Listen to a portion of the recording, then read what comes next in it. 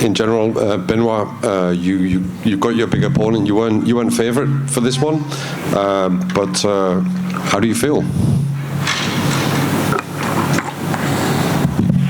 Yeah, I feel great.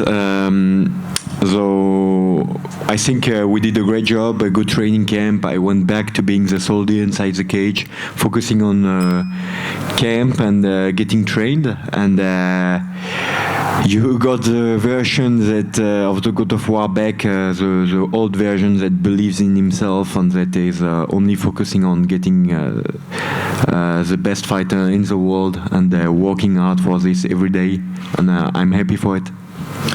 C'est toujours ici. Est-ce que tu pensais que ça allait se dérouler comme ça, le combat? Il t'a surpris ou le game plan que vous aviez, il a été mis en place avec perfection? Je réponds en français ou en anglais? C'est comme. Okay. Après, je vais traduire. Okay.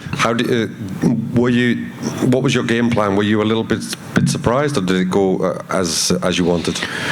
Non, je savais qu'il allait être dangereux sur les contres, qu'il allait être explosif aussi en attaque. Voilà, c'est un mec avec beaucoup de fibres rapides, donc ça fait partie des gars les plus dangereux, surtout en début de round quand ils sont pas fatigués. Donc moi j'ai fait mon style et j'ai bien mélangé de manière à le fatiguer un peu et l'amener dans mon univers. Et mon univers c'est la guerre. Mon pseudo c'est le dieu de la guerre parce que depuis que j'ai 19 ans, je fais la guerre dans tous les sens du terme. Donc voilà, c'est mon style de combat. Et dernière pour moi, elle a Yeah. Pardon. I knew he would be dangerous on the counter. He's explosive in attack too. He's one of the most dangerous opponents, especially at the start of the round when he's not tired. I just fought in my style. I mixed it up and I tired him out and I put him in my universe, which is war. I'm the god of war, and since the age of 19, I've been doing all kinds of warfare. Et dernière question pour moi, Mauricio Ruffi a intégré le top 15 juste avant le combat, donc tu as officiellement battu un top 15. Mind for your next fight. I think I have been facing the number 15 two times in a row. First time the guy had a problem, so I had to face another opponent. This time I faced number 15. I beat him fast. I'm back at doing what I love to do, and I lost myself before Dustin Poirier fight and for 1 year, 2024 is a year I have been learning a lot and I made a lot of mistakes. I think my head got big. I made a lot of problems for myself, not focusing anymore on the fight game and getting the best fighter in the world, which is what I enjoy to do. And now I'm back at it, and I cannot wait to showcase that by facing a guy like Arman, Hooker, like Gamrot. I mean anybody inside the top 10. I know they wanted to make Arman versus Gamrot. They wanted to make me versus Gamrot. It didn't work. Maybe me versus Arman because obviously Gamrot versus Arman was already made. So I don't know what will be the UFC plans. But I refuse nobody. I'm back at the version of myself which is fight as much as possible and win as much as possible no matter the opponent. Merci Benoît. Salut Benoît Lorenzo pour Actu MMA, félicitations, victoire incroyable. Je voulais te demander, là tu reviens à domicile après ce qui s'est passé en 2024, tu as eu beaucoup de critiques, etc. Est-ce que pour ce combat, en plus tu étais underdog contre un mec qui est vu comme le prodige de la catégorie, etc. Est-ce qu'il y avait plus de pression pour ce combat que pour d'autres combats en général? Non, j'ai eu bien plus de pression parce que je me suis mis dans des conditions de vie et dans des peut-être un peu trop dans du confort, et peut-être aussi j'étais pas en accord avec certaines personnes importantes de mon staff au niveau des valeurs humaines. Avant le combat contre Dustin, j'étais pas bien. Moïcano, ça s'est enchaîné vite. J'ai eu beaucoup de pression. Je suis jeune dans le MMA, même Ruffi, il avait plus d'expérience que moi, même s'il est arrivé plus tard à l'UFC, il est pro depuis 2016. Essayer de trouver un mec, je pense que sur cette carte, il n'y a aucun gars qui a commencé en 2019 sa carrière professionnelle. Il n'y a que moi qui l'ai commencé en 2019. Vous pouvez aller regarder sur Tapology qui a commencé en 2019. J'ai commencé en 2018 le MMA, donc j'ai fait beaucoup d'erreurs. J'essaie d'apprendre, j'ai manqué d'humilité en 2024. Voilà, je pense que pour ceux qui croient en Dieu, il m'a rappelé à l'ordre, il m'a dit voilà, redescends un peu sur terre. C'est à force de travail et de labeur que tu auras ce que tu as envie d'obtenir. Et je suis avec une équipe, avec Nassour, avec Nico, avec William, avec tous ces gars-là. On est une équipe soudée et solide. On se fait pas de cadeaux à l'entraînement et on se fait pas de mensonges.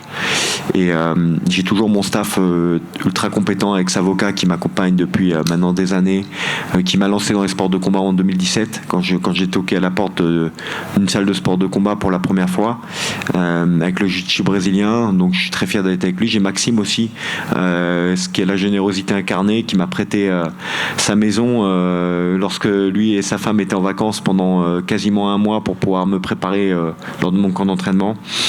Donc voilà, j'ai un staff qui est compétent, qui a des valeurs humaines incroyables, et ça me fait plaisir. Ça me permet de travailler dans une ambiance où en fait j'ai envie de me faire mal pour ces gars-là et pour moi-même. Très bien. Là, tu as remporté une nouvelle victoire, notamment avec une grosse domination en grappling. Contre Prepolek, tu avais aussi montré de très belles choses en grappling, une grosse domination.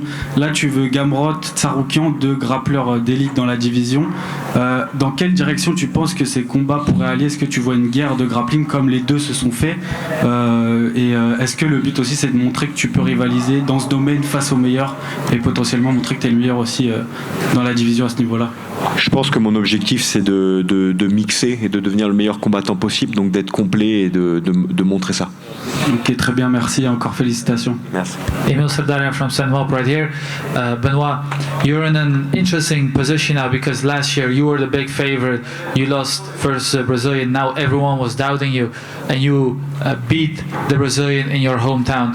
Does it make it extra sweet that you beat the Brazilian this time around?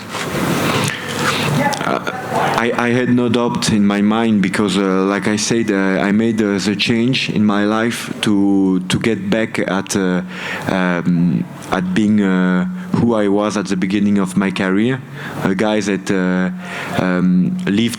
left the French SAS for 400 euros a fight in 2019, losing his place in a regiment where I enjoyed the adventurous life. And getting back to work, and I feel like my team deserved this more than I do because they put a lot of energy, and I feel like I'm well surrounded. This wasn't a great performance from you. I feel like last year you were in a similar position after the Poirier fight as Rufi was right now, where you were very hyped up in 2024. Rufi was very hyped up this year. He was the big favorite. Everyone was thinking, the majority of people thought that he would win. He was the favorite on the bookies as well. You endured what he is going to be enduring now. What advice would you have for Rufi on how he could become a better fighter? I think he has a bright future in front of him. He just has to go back to work, and they have a great team. They seem like they have a very good spirit inside their team. So just get back to work because it's the only thing that pays off. One last question. Ilia Topuria is the champion in your division. There is Justin Gaethje and Arman Tsarukyan that won the title shot next. Who do you think deserves it the most? It's a difficult question because it's a tough question. I do believe maybe Arman need one more fight. I would love to be this fight to just prove that the weight miss or the injury before his Makhachev fight was a nonsense, and that he is the challenger. Of course, he's a great fighter. But every mistake you made in your life, it can be the weight, it can be injury, it can be fainting, it can be a lot of stuff. Every injury, every mistake you make in the UFC, you pay for it. And I feel maybe he has to fight one more time. Gaethje, I mean, he is a legend. I would love to face him as well. Facing a guy like this, it will be a crazy experience. It will be crazy opportunity, but Gaethje, of course, he always deserves something because he has a legendary status of having been in the top 10 for so many times. One last one for me. The former champion of your division, Islam Makhachev, went up in weight and is now going to be facing Jack Della Maddalena. What's your prediction for that one? It's going to be a tough fight. I do believe it's going to be a competitive fight, and the one who is going to be winning tactically the fight in the first 2 rounds, I think, will win the fight. All right, thank you for your time. Congratulations, and hopefully we'll see you back soon. Thank you. Salut Benoît, question pour la Grinta. Moi, le résultat, il m'a pas choqué parce que c'était mon pronostic, soumission au round 2. Mais il y a eu un moment où j'ai eu peur, le fly knee. Est-ce que tu peux nous dire comment toi tu l'as ressenti dans la cage et comment tu as su remonter entre guillemets la pente après ce coup? Est-ce que tu l'as senti et tout?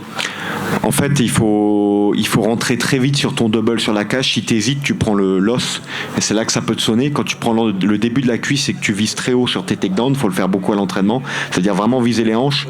Souvent, le genou, il n'a pas le temps de monter au menton. C'est-à-dire que tu prends t'absorbes la cuisse.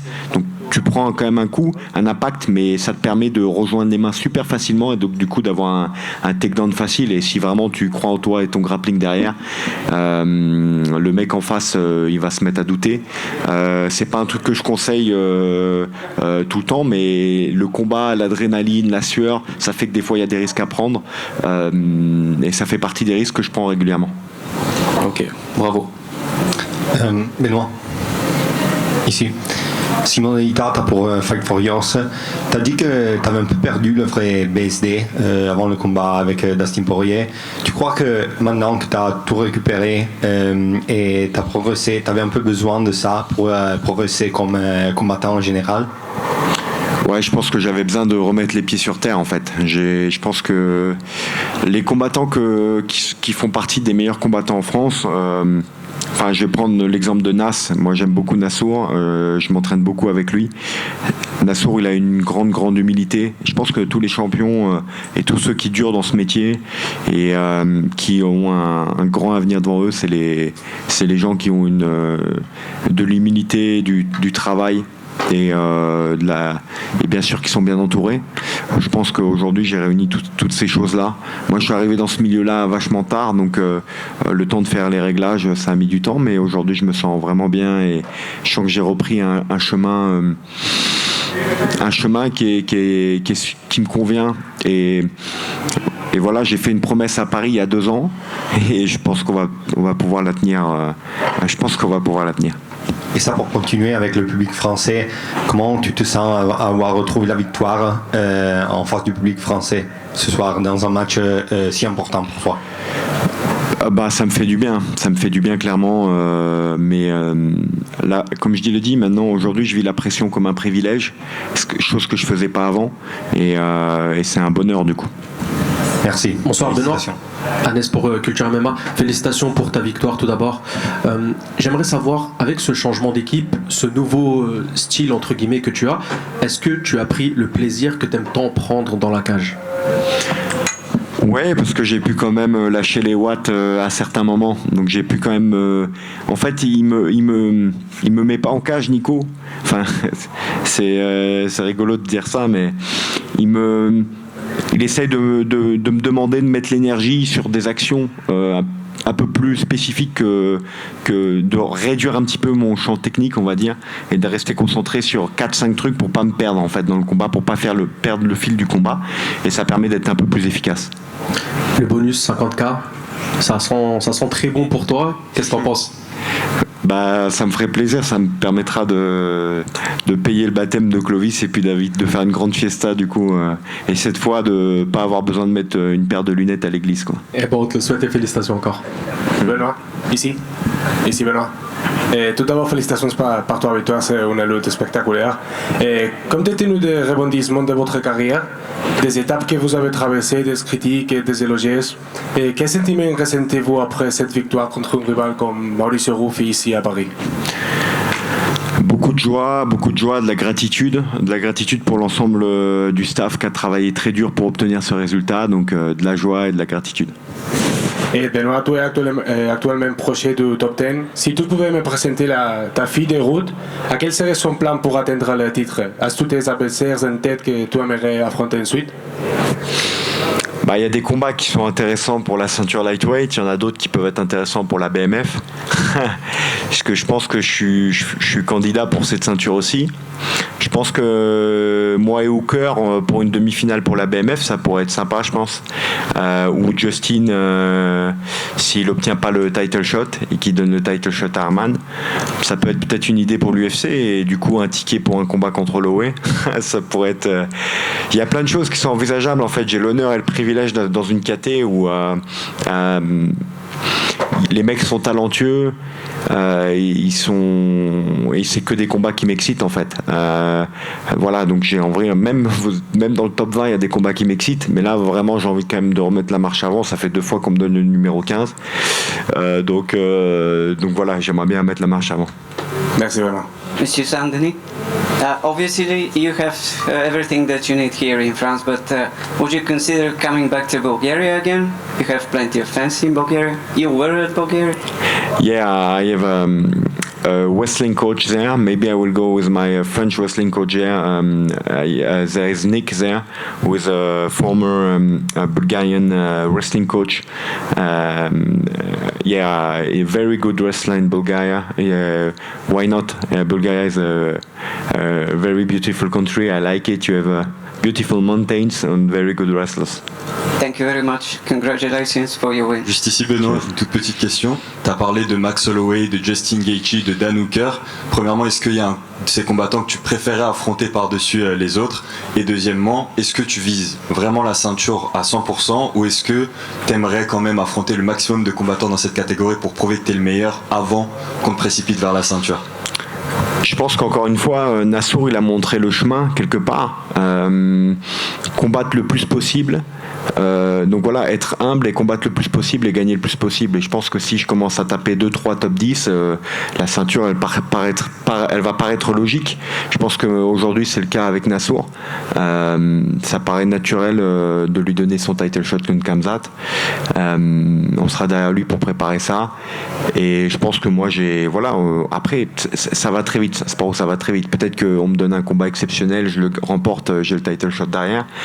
C'est un sport où tout va très vite. Il faut pas se fermer des portes, mais l'essentiel, c'est de revenir quand même à la marque de fabrique du combattant, c'est de combattre le plus possible et de gagner le plus possible. Merci beaucoup, Benoît. Félicitations.